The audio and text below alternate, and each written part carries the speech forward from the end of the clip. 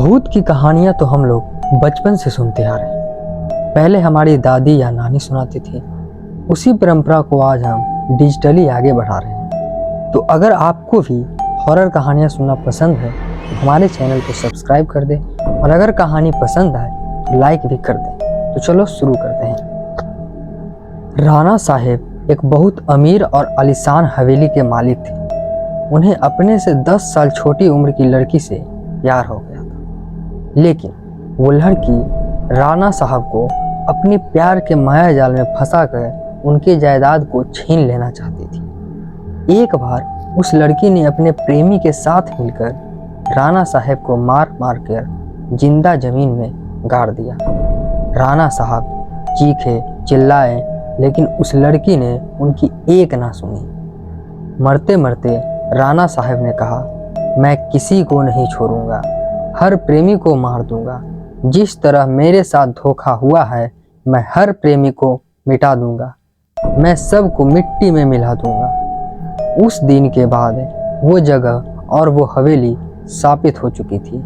वहाँ जो भी जाता था वो कभी भी वापस लौट कर नहीं आ पाता। आज भी राणा साहब की प्रेत आत्मा वहाँ घूमती रहती है। कुछ दिनों के बाद उस हवेली पे एक प्रेमी कपल वहाँ पे घूमने के लिए आए। दोनों मजाक मस्ती करते करते उस जगह पहुँच गए जहाँ पे राणा साहब को जिंदा दफनाया गया था। अचानक रजत उस जगह पर गिर जाता है और वो जमीन के अंदर चला जाता है। यह देखकर उसकी प्रेमिका सपना डर जाती है और मदद के लिए चीखने चिल्लाने लगती है, लेकिन कोई भी उसकी आवाज़ नहीं सुन पाता है। तब सपना के पैर कोई पकड़ लेता है, उसी जगह पर खींच के ले जाता है जहां राणा साहब और रजत दफनाए हुए थे। बाद में सपना भी उसी जगह दफन हो जाती है।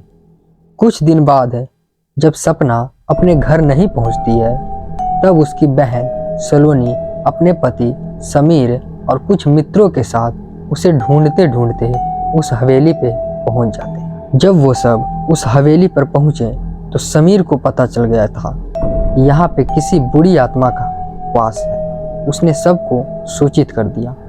उसी रात को उन सभी के साथ कुछ अजीबे गरीब घटनाएं होने लगती हैं, जैसे कि नल से अचानक पानी टपकना, खिड़कियों का अपने आप हिलने लगना, किसी की रोने की आवाज़ें आने लगना। ये सभी देखकर वो सब डर जाते हैं और उनमें से एक भागने की कोशिश करने लगता है, लेकिन राणा साहब की प्रेत आत्मा उसे भी जिंदा दफन कर देती है। दूसरे दिन जब उन लोगों को पता चलता है कि उनका एक साथी गायब हो गया है, तब वो लोग और भी डर जाते हैं। लेकिन समीर बताता है कि हमें यहाँ से बाहर निकलना है तो हमें उस आत्मा को बुलाना होगा और उनसे पूछना होगा कि वो आखिर चाहती क्या है। डर के मारे सभी लोग समीर की बात मान ली और आत्मा को बुलाने के लिए तैयार हो गए। समीर ने तंत्र मंत्र से आत्मा को बुलाना शुरू कर दिया। कुछ ही देर में तेज पवन और बिजली के साथ लड़की की आत्मा उस रूम में आ गई। समीर ने उस आत्मा से बात की, आखिर तुम चाहती क्या हो? तुम लोगों को क्यों मार रहे हो? कौन हो तुम?